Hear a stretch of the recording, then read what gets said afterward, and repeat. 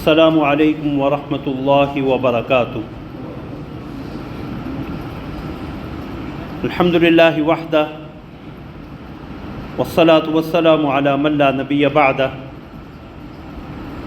اما بعد فاعوذ باللہ من الشیطان الرجیم، بسم اللہ الرحمن الرحیم۔ قل ان کان آباؤکم وابناؤکم واخوانکم وازواجکم وعشیرتکم واموال اقترفتموها وتجارة تخشون کسادها ومساکن ترضونها احب الیکم من اللہ ورسولہ وجہاد فی سبیلہ فتربصوا حتی یأتی اللہ بامرہ واللہ لا یہدی القوم الفاسقین۔ صدق اللہ العظیم۔ اللہم صلی علی محمد وعلی آل محمد کما صلیت علی ابراہیم وعلی آل ابراہیم انک حمید مجید۔ اللہم بارک علی محمد وعلی آل محمد کما بارکت علی ابراہیم وعلی آل ابراہیم انک حمید مجید۔ سبحانک لا علم لنا الا ما علمتنا انک انت العلیم الحکیم۔ رب اشرح لی صدری ویسر لی امری واحلل عقدۃ من لسانی یفقہوا قولی۔ اللہم انفعنا بما علمتنا وعلمنا ما ينفعنا وزدنا علما۔ اما بعد، رسول اللہ صلی اللہ علیہ وسلم کے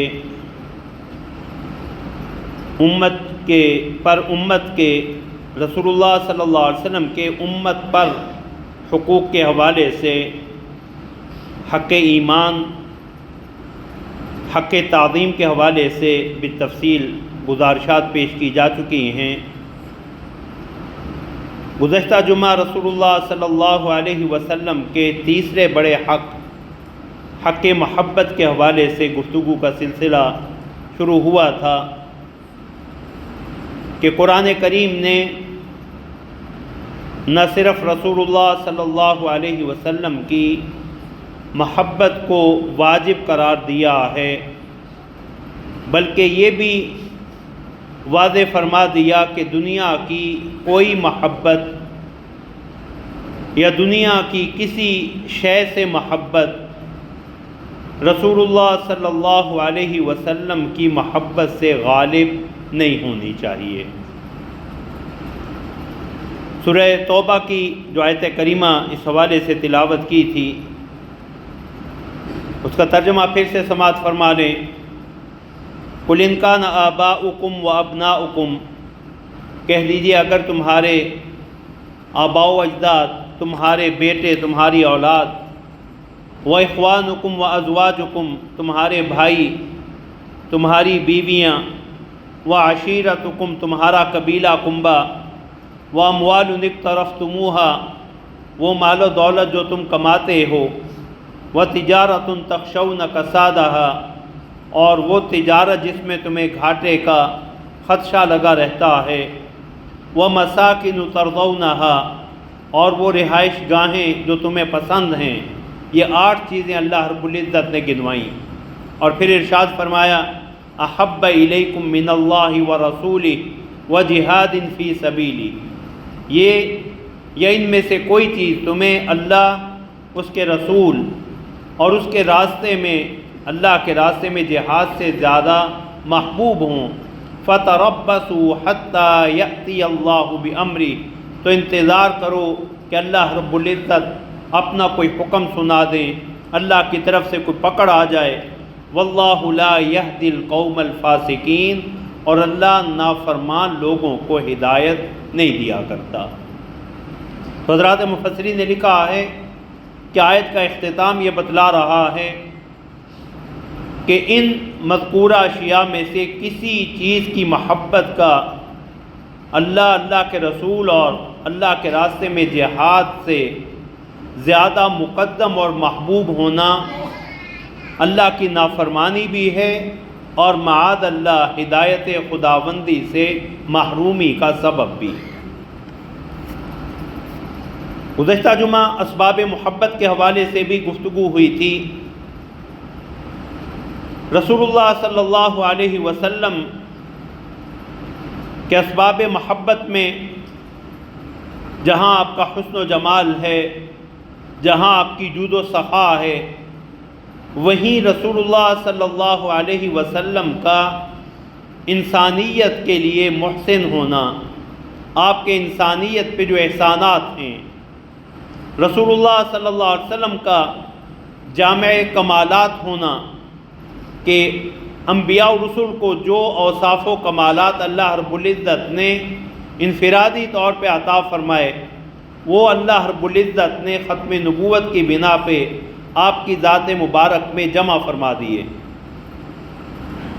اور سب سے بڑا سبب جو رسول اللہ صلی اللہ علیہ وسلم سے محبت کا شرعی سبب ہے کہ اس حیثیت سے رسول اللہ صلی اللہ علیہ وسلم کو محبوب رکھنا کہ یہ آپ اللہ کے رسول ہیں، اور یہی شرعی محبت ابو لہب اور حضرت بلال یا ابو طالب اور حضرت ثوبان رضی اللہ تعالی عنہما کی محبت میں فرق کرتی ہے۔ اب سوال یہ پیدا ہوتا ہے، آیا ایسا ممکن ہے کہ کوئی شخص انسان کی ان تمام محبوب اور مرغوب اشیاء سے اسے زیادہ محبوب ہو جائے؟ تو رسول اللہ صلی اللہ علیہ وسلم کے صحابہ کرام نے ہمیں رسول اللہ صلی اللہ علیہ وسلم کی اس محبت کا عملی نمونہ دکھا کے امت کی رہنمائی کر دی کہ ہاں، پیغمبر صلی اللہ علیہ وسلم کی محبت ماں باپ کی اولاد پہ بھی مقدم ہوگی، اولاد کی محبت پہ بھی غالب ہوگی، قبیلہ، خاندان، بھائی، بیویاں، ہر رشتے اور ہر محبوب اور مرغوب چیز سے زیادہ محبت اگر کسی کی ہو سکتی ہے تو محمد الرسول اللہ صلی اللہ علیہ وسلم کی محبت ہے۔ حضرت ابو عبیدہ بن جراح رضی اللہ تعالی عنہ، امین هذه الامہ، اس امت کے امین، غزوہ بدر میں اپنے حقیقی باپ کو اپنے ہاتھوں سے واصل جہنم کیا، اپنے حقیقی باپ کو، کہ وہ اپنے معبودان باطلہ کی مدح و توصیف میں قصیدہ پڑھ رہے ہیں، اور بیٹے کو چڑھانے کے لیے بار بار ان کے سامنے آ کے تو انہوں نے تنبیہ کی کہ ابا جان، اپنے اس باطل عقیدہ کو اپنے پاس ہی رکھیے، اس کا برملا اعلان مت کیجیے۔ باپ نے پھر وہی اشعار پڑھے تو حضرت ابو عبیدہ بن جراح رضی اللہ تعالی عنہ نے اپنی ہی تلوار سے باپ کا سر قلم کر دیا۔ حضرت سیدنا ابوبکر صدیق رضی اللہ تعالی عنہ، ان کے والد ابو قحافہ بھی ایمان نہیں لائے تھے۔ ایک دفعہ رسول اللہ صلی اللہ علیہ وسلم کی شان میں کوئی نامناسب بات کہہ دی، سیدنا صدیق اکبر سے برداشت نہیں ہوا، اپنے باپ کو تھپڑ دے مارا اور فرمایا کہ رسول اللہ صلی اللہ علیہ وسلم کی توہین کسی صورت برداشت نہیں کی جا سکتی۔ ہجرت کے موقع پہ سیدنا صدیق اکبر کبھی رسول اللہ صلی اللہ علیہ وسلم کے سامنے چلتے ہیں، کبھی پیچھے آ جاتے ہیں، کبھی دائیں کبھی بائیں، تو رسول اللہ صلی اللہ علیہ وسلم نے سبب دریافت کیا تو کہا، یا رسول اللہ، جس سمت سے خدشہ پیدا ہوتا ہے کہ کہیں دشمن آپ پہ حملہ آور نہ ہوں، اسی سمت پہ آ جاتا ہوں۔ تو رسول اللہ صلی اللہ علیہ وسلم نے فرمایا، ان کان شیء احببت ان تقتل من دونی، کہ تیری خواہش یہ ہے، تو ایسا اس لیے کر رہا ہے کہ خدا نہ خواستہ اگر مجھ پہ کوئی حملہ ہو تو میری جان بچاتے ہوئے اپنی جان دے دے۔ تو سیدنا صدیق اکبر رضی اللہ تعالیٰ نے فرمایا، ای واللہ یا رسول اللہ، اللہ کے پیغمبر میں اللہ کی قسم اٹھا کے کہہ رہا ہوں واقعتاً میں ایسا اسی لیے کر رہا ہوں کہ اگر آپ پہ کسی طرف سے کوئی حملہ ہو تو میں اسے اپنی ذات پہ روکوں، آپ کو کوئی تکلیف نہ پہنچنے پائے۔ سیدنا صدیق اکبر رضی اللہ تعالیٰ عنہ غزوہ تبوک کے موقع پہ اپنے گھر کا سارا سامان لے کے رسول اللہ صلی اللہ علیہ وسلم کی خدمت میں حاضر ہوئے۔ حضرت عمر فرماتے ہیں یہ وہ موقع تھا جب میرے پاس مالی فراوانی تھی اور میں یہ ارادہ کر کے اپنے گھر کا آدھا سامان لے کے رسول اللہ صلی اللہ علیہ وسلم کی خدمت میں حاضر ہوا کہ آج میں صدیق اکبر رضی اللہ تعالیٰ عنہ سے سبقت لے جاؤں گا۔ اور جب میں رسول اللہ صلی اللہ علیہ وسلم کی خدمت میں حاضر ہوا تو دیکھا سیدنا صدیق اکبر اپنے گھر کا سارا سامان لا چکے ہیں۔ رسول اللہ صلی اللہ علیہ وسلم نے مجھ سے پوچھا، میرے سامان کو دیکھا تو فرمایا اپنے گھر والوں کے لیے کیا چھوڑ کے آئے ہو؟ یا رسول اللہ آدھا سامان ان کے لیے، آدھا آپ کی خدمت میں جہاد کے لیے پیش کر دیا۔ تو رسول اللہ صلی اللہ علیہ وسلم نے سیدنا صدیق اکبر سے پوچھا، ماذا ابقیت لأہلک یا ابا بکر، ابو بکر اپنے گھر والوں کے لیے کیا چھوڑ کے آئے ہو؟ فرمایا ابقیت لہم اللہ ورسولہ، میں سارا مال لے آیا ہوں، گھر والوں کے لیے تو میں نے اللہ اور اللہ کے رسول کی محبت چھوڑ دی۔ سیدنا صدیق اکبر رضی اللہ تعالیٰ عنہ مکی دور میں ایک دفعہ رسول اللہ صلی اللہ علیہ وسلم نے اعلان توحید فرمایا، مشرکین آپ کو مارنے کے لیے دوڑے تو سیدنا صدیق اکبر رضی اللہ تعالیٰ عنہ نے دفاع کیا، اتقتلون رجلا یقول ربی اللہ، اس شخص کو اس لیے مارنے کے درپے ہو کہ یہ اللہ کی توحید کا اعلان کرتے ہیں۔ مشرکین نے رسول اللہ صلی اللہ علیہ وسلم کو چھوڑا، سیدنا صدیق اکبر رضی اللہ تعالیٰ عنہ کو اتنا شدید مارا کہ آپ بے ہوش ہو گئے۔ عتبہ بن ربیعہ اپنے جوتوں سمیت سیدنا صدیق اکبر رضی اللہ تعالیٰ عنہ کے چہرے کو رونتا رہا۔ جب ہوش میں آئے تو پہلا سوال یہ کیا کہ کیف رسول اللہ صلی اللہ علیہ وسلم، ماں باپ سرہانے کھڑے ہیں پانی لے کے، دودھ لے کے کہ بیٹا ہوش میں آئے اسے کچھ دیں۔ کہا رسول اللہ کیسے ہیں؟ فرمایا صحیح سالم، بتایا گیا آپ ماشاءاللہ صحیح ہیں، سلامت ہیں۔ تو فرمایا فواللہ علی الا اذوق شیئا حتی ارا وجہ رسول اللہ صلی اللہ علیہ وسلم، تو پھر مجھے اللہ کی قسم ہے نہ کوئی پانی کا گھونٹ پیوں گا نہ کوئی چیز کھاؤں گا جب تک رسول اللہ صلی اللہ علیہ وسلم کو خیریت سے دیکھ کے اپنے دل کو مطمئن نہیں کر لیتا۔ اسی حالت میں سیدنا صدیق اکبر کو رسول اللہ صلی اللہ علیہ وسلم کے پاس دار ارقم میں لایا گیا۔ رسول اللہ صلی اللہ علیہ وسلم نے جب سیدنا صدیق اکبر کی یہ حالت دیکھی تو کھڑے ہوئے اور سیدنا صدیق اکبر کو اپنے دامن میں لیا اور سیدنا صدیق اکبر رضی اللہ تعالیٰ عنہ کو بوسہ دیتے ہوئے رسول اللہ صلی اللہ علیہ وسلم آپ دیدہ ہو گئے، آپ کی آنکھوں سے آنسو جاری ہو گئے۔ تو صدیق رضی اللہ تعالیٰ عنہ اپنی ساری تکلیف بھول کے کہتے ہیں ما بی باس یا رسول اللہ الا ما نال هذا الفاسق من وجهی، یا رسول اللہ آپ پریشان نہ ہوں، آپ کی آنکھوں میں آنسو نہ آنے پائیں، میں ٹھیک ہوں، سوائے یہ چہرے کی چند چوٹیں ہیں جو اس نافرمان اور اللہ کے فاسق آدمی کے میرے چہرے پہ رونے کی وجہ سے آئی ہے۔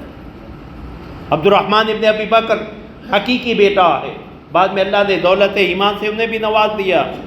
غزوہ بدر میں قریش کے دباؤ کی وجہ سے رسول اللہ صلی اللہ علیہ وسلم کے خلاف لڑنے آئے ہیں، اور جب ایمان لائے تو اپنے والد سے کہنے لگے کہ غزوہ بدر کے دوران آپ کئی دفعہ میری تلوار کی زد میں آئے، میں نے صرف یہ سمجھ کے چھوڑ دیا کہ میرے والد ہیں۔ صحابہ کے ہاں مبالغہ آرائیاں نہیں تھیں، غلو نہیں تھا، تو اللہ کی قسم اٹھا کے کہا کہ میں اللہ کی قسم اٹھا کے کہتا ہوں عبد الرحمن اگر تو ایک دفعہ میری تلوار کی زد میں آ جاتا میں تیرا سر قلم کر کے پیغمبر کے قدموں میں نچھاور کر دیتا کہ یا رسول اللہ جہاں آپ کی محبت ہے وہاں حقیقی بیٹا بھی کوئی حیثیت نہیں رکھتا۔ سیدنا عمر رضی اللہ تعالی عنہ غزوہ بدر میں اپنے حقیقی ماموں عاص بن ہشام کو واصل جہنم کیا۔ رسول اللہ صلی اللہ علیہ وسلم کی مدح و تعریف سنتے تو ضبط کا بندھن ٹوٹ جاتا۔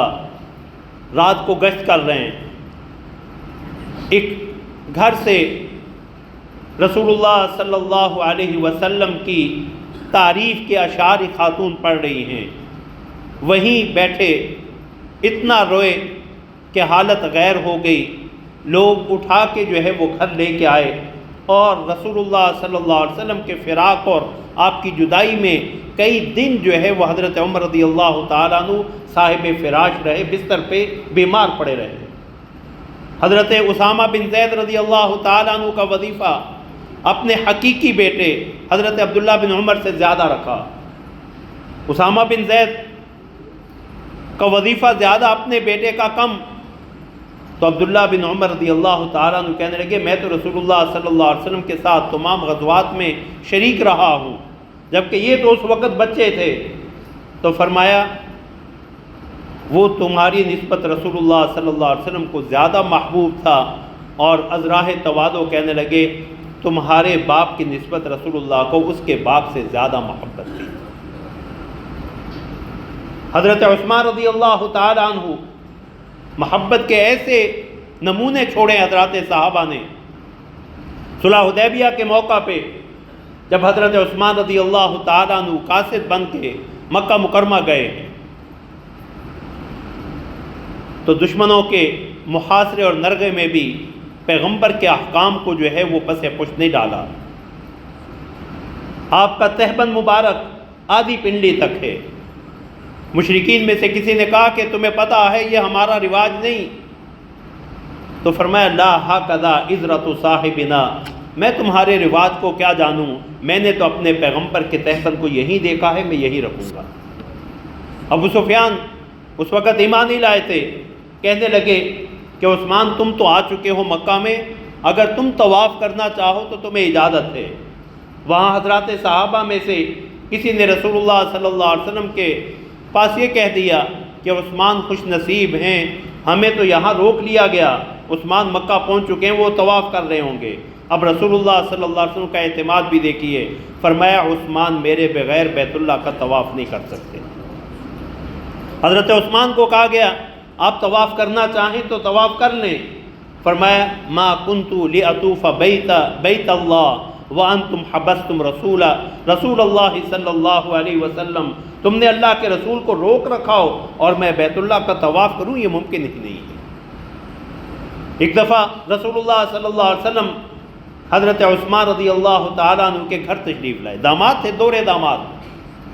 تو رسول اللہ صلی اللہ علیہ وسلم جب واپس تشریف لے گئے تو حضرت عثمان رضی اللہ تعالیٰ عنہ نے اپنے گھر سے رسول اللہ صلی اللہ علیہ وسلم کے حجرہ مبارکہ تک قدم گننا شروع کیے۔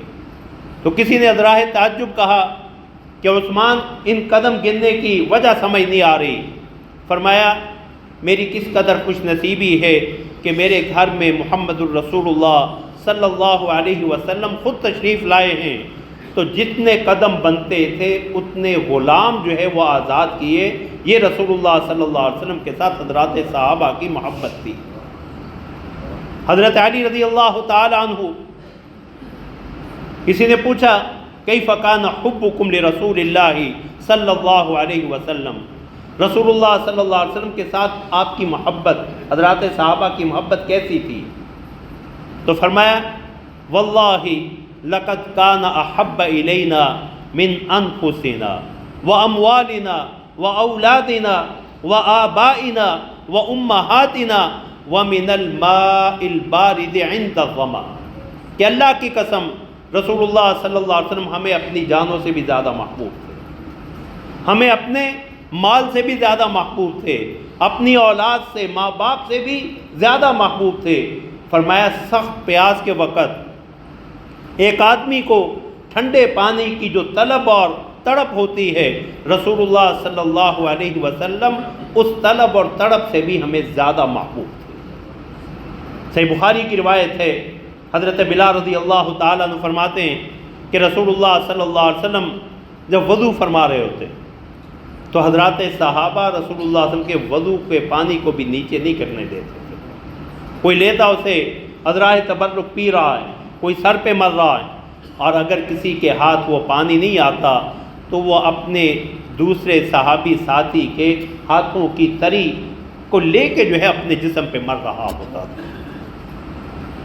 ازواج مطہرات کو دیکھیں، اللہ رب العزت نے ازواج مطہرات کا ایک واقعہ قرآن کریم میں بھی ذکر کیا، اور صحیح بخاری میں بھی حضرت جابر بن عبداللہ رضی اللہ تعالیٰ عنہ کی تفصیلی حدیث ملتی کہ غزوہ خیبر، غزوہ احزاب کے بعد جب رسول اللہ صلی اللہ علیہ وسلم کو فتح خیبر بھی ہوا اور کچھ مالی وسعت حاصل ہوئی، تو ازواج مطہرات نے بھی مطالبہ کیا کہ ہمارے خرچے میں بھی اضافہ کیا جائے. اب خانوادہ نبوت اور نبی کے گھر کا، حرم نبوت کا فرد ہونے کی وجہ سے رسول اللہ صلی اللہ علیہ وسلم کو یہ بات پسند نہیں آئی. تو رسول اللہ صلی اللہ علیہ وسلم نے ناراضگی کا اظہار فرمایا. حضرت جابر بن عبداللہ رضی اللہ تعالیٰ عنہ کی حدیث جو صحیح بخاری کی، صحیح مسلم میں بھی، کہ رسول اللہ صلی اللہ علیہ وسلم تشریف فرما تھے، آپ کے ازواج مطہرات یہی مطالبہ لیے آپ کے ارد گرد بیٹھی تھیں. سیدنا صدیق اکبر رضی اللہ تعالیٰ عنہ نے اجازت طلب کی تو رسول اللہ صلی اللہ علیہ وسلم نے اجازت دی. حضرت عمر رضی اللہ تعالیٰ عنہ نے اجازت طلب کی، انہیں بھی اجازت مل گئی. تو حضرت عمر رضی اللہ تعالیٰ عنہ نے ماحول کی سنجیدگی کو بھانپ لیا کہ رسول اللہ صلی اللہ علیہ وسلم کسی بات سے آپ کی طبع نازک پہ کوئی چیز گراں گزری، تو فرمایا میں ایسی بات ضرور کروں گا جس سے رسول اللہ صلی اللہ علیہ وسلم مسکرا دیں. تو کہنے لگے یا رسول اللہ، سمجھ گئے یہ فراست عمر تھی، حضرت عمر رضی اللہ تعالیٰ عنہ کی فہم و فراست تھی کہ یا رسول اللہ اگر میری بیوی کوئی ایسی بات کرے نا تو میں تو اٹھ کے اس کی گردن دبوچ لوں. تو رسول اللہ صلی اللہ علیہ وسلم جو ہے وہ مسکرا دیے. تو رسول اللہ میں یہ میرے ارد گرد نان و نفقہ بڑھانے کا مطالبہ لیے بیٹھی. بس یہ سننے کی دیر تھی، سیدنا صدیق اکبر اٹھے، جا کے سیدہ عائشہ کی گردن دبوچ لی. حضرت عمر اٹھے، سیدہ حفصہ کی گردن دبوچ لی کہ تم رسول اللہ صلی اللہ علیہ وسلم سے وہ چیز مانگتی ہو جو آپ کے پاس نہیں. کہا کہ ہم قطعاً ایسا مطالبہ نہیں کریں گی. تو اللہ رب العزت نے ازواج مطہرات کو اختیار دیا. اسے قرآن نے بھی ذکر کیا کہ یا ایھا النبی قل لازواجک ان کنتن تردن الحیاۃ الدنیا وزینتها فتعالین امتعکن واسرحکن سراحا جمیلا. اے پیغمبر، اے نبی، اپنی بیویوں سے کہہ دیجئے اگر تمہیں دنیاوی زندگی اور اس کی زیب و زینت چاہیے تو آؤ میں تمہیں یہ دنیاوی سامان دے دیتا ہوں اور پھر تمہیں اچھے طریقے سے رخصت کر دوں گا. پھر حرم نبوت میں تمہارے رہنے کی گنجائش کوئی نہیں ہوگی. وَإِن كُنتُنَّ تُرِدْنَ اللَّهَ وَرَسُولَهُ، اور اگر تم اللہ اور اس کے رسول کو چاہتی ہو، وَالدَّارَ الْآخِرَةَ، اور آخرت کے گھر کو چاہتی ہو، فَإِنَّ اللَّهَ أَعَدَّ لِلْمُحْسِنَاتِ مِنْكُنَّ أَجْرًا عَظِيمًا، تو اللہ نے تم میں سے اس احسان اور نیکی کا راستہ اختیار کرنے والوں کے لیے، والیوں کے لیے اجر عظیم تیار کر رکھا. یہ آیت کریمہ اتری تو رسول اللہ صلی اللہ علیہ وسلم نے ازواج مطہرات سے فردن سب سے پہلے سیدہ عائشہ رضی اللہ تعالی عنہا کو بلایا اور فرمایا عائشہ میں تمہارے سامنے ایک مسئلہ رکھنے لگا ہوں، اس معاملے میں جب تک اپنے ماں باپ سے مشورہ نہ کر لینا کوئی فیصلہ نہ کرنا. ماں باپ سے مشورہ کر کے کوئی قدم اٹھانا، فیصلہ کرنا. اور پھر رسول اللہ صلی اللہ علیہ وسلم نے یہ آیات مبارکہ تلاوت فرمائی.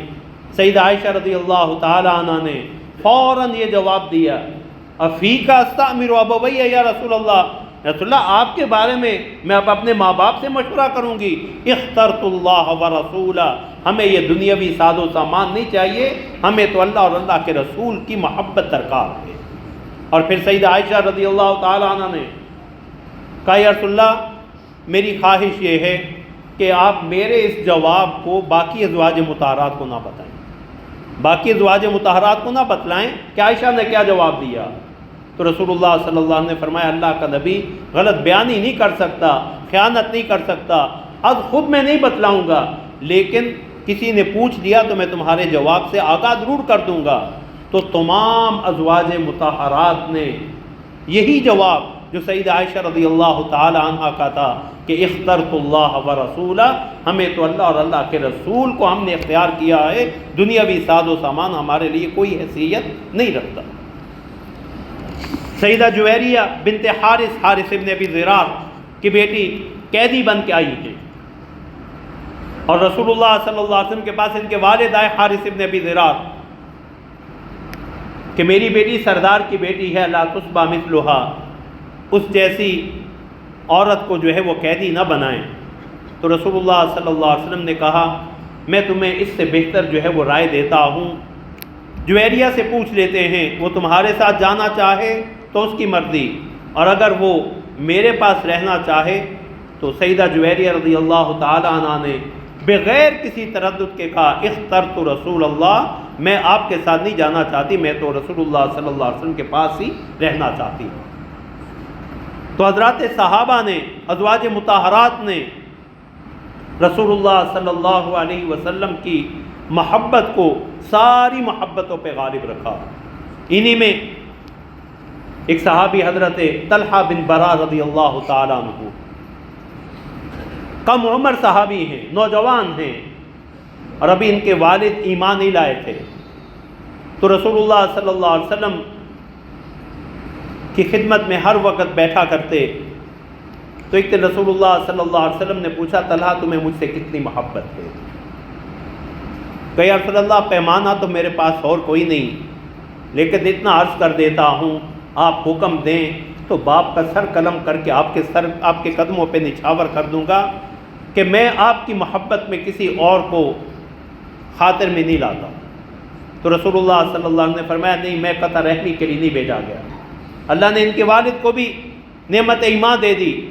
حضرت طلحہ بیمار پڑے رضی اللہ تعالی عنہ، رسول اللہ صلی اللہ علیہ وسلم کو خبر ملی تو رسول اللہ صلی اللہ علیہ وسلم ان کی عیادت کے لیے گئے، اور رسول اللہ صلی اللہ علیہ وسلم نے اپنی نبوی حکمت اور اللہ رب العزت کی طرف سے عطا کردہ فراست کی بنا پہ اندازہ لگا لیا کہ یہ طلحہ کا آخری وقت ہے۔ تو حضرت برا، حضرت طلحہ کے جو والد ہیں، انہیں تنہائی میں رسول اللہ صلی اللہ علیہ وسلم نے کہا کہ طلحہ اللہ کے ہاں پیش ہونے والے ہیں، تو جب طلحہ کا انتقال ہو تو مجھے بتلانا، میں طلحہ کا جنازہ خود پڑھانا چاہتا ہوں۔ اب بیٹے نے محسوس کر لیا حضرت طلحہ نے کہ رسول اللہ صلی اللہ علیہ وسلم جو ہے وہ میرے والد سے کوئی سرگوشی کر کے گئے ہیں۔ تو رسول اللہ صلی اللہ علیہ وسلم کے جانے کے بعد باپ سے پوچھنے لگے رسول اللہ نے آپ سے کیا بات کی؟ باپ نے ٹالنا چاہا، کہا نہیں مجھے بتائیں۔ تو باپ نے بامر مجبوری بتا دیا کہ رسول اللہ صلی اللہ علیہ وسلم یہ ارشاد فرما کے گئے اور میں رسول اللہ صلی اللہ علیہ وسلم کی خواہش اور آپ کا حکم سر آنکھوں پہ، لیکن میری وصیت یہ ہے اگر رات کو میرا انتقال ہو جائے، صبح ہو دن کا وقت ہو تو ٹھیک ہے، لیکن اگر رات کو انتقال ہو، درمیان میں یہ یہودی قبائل کا راستے میں وہ مقیم ہیں، کہیں ایسا نہ ہو رات کی تاریکی میں رسول اللہ صلی اللہ علیہ وسلم کو یہود کوئی ایذا پہنچانا چاہیں۔ میری وصیت یہ ہے کہ اگر رات کو میرا انتقال ہو تو رسول اللہ صلی اللہ علیہ وسلم کو زحمت نہ دینا، میرا جنازہ پڑھ کے جو ہے وہ مجھے دفنا دینا، اور رسول اللہ صلی اللہ علیہ وسلم کی خدمت میں میرے لیے دعائے مغفرت کی درخواست کر دینا۔ اگلے دن حضرت برا رضی اللہ تعالیٰ عنہ آئے تو رسول اللہ نے پوچھا طلحہ کا کیا حال ہے؟ آنکھوں میں آنسو آگے کا، یا رسول اللہ طلحہ تو رات اللہ کے ہاں چلے گئے، رخصت ہو گیا بیٹا۔ پر میں حل آذنتمونی، میں نے کہا تھا مجھے بتانا، مجھے بتایا کیوں نہیں؟ کہا یا رسول اللہ آپ کے اس محب صادق کی وصیت تھی کہ رات کے وقت میری وجہ سے پیغمبر صلی اللہ علیہ وسلم کو تکلیف نہ دینا، زحمت نہ دینا۔ تو رسول اللہ صلی اللہ علیہ وسلم حضرت طلحہ کی قبر مبارک پہ آئے۔ اب یہ خوش نصیبی دیکھیے اور محبت کا صلہ دیکھیے۔ حدیث میں آتا ہے رسول اللہ صلی اللہ علیہ وسلم نے حضرت طلحہ بن برا کی قبر پہ آ کے اللہ کے حضور جو دعا کی، اس میں یہ جملہ بھی ارشاد فرمایا، اللہم الق طلحہ یوم القیامت یضحک الیک وانت تضحک الیک، اللہ قیامت والے دن جب طلحہ اٹھ کے تیرے دربار میں پیش ہو تو کیفیت یہ ہو طلحہ تیرا دیدار کر کے خوش ہو رہا ہو اور تو طلحہ کی طرف دیکھ کے اپنی شان کے مطابق مسکرا رہا ہو۔ تو حضرات صحابہ نے عملی طور پہ یہ نمونہ ہمارے سامنے رکھ دیا کہ جہاں رسول اللہ صلی اللہ علیہ وسلم کی محبت ہے، اس محبت پہ کسی اور چیز کو مقدم نہیں رکھا جا سکتا۔ اللہ رب العزت ہمیں عمل کی توفیق عطا فرمائے۔ اللہ نے توفیق دی تو انشاءاللہ یہی موضوع اگلے جمعہ چلے گا۔ اللہ ہمیں عمل کی توفیق عطا فرمائے۔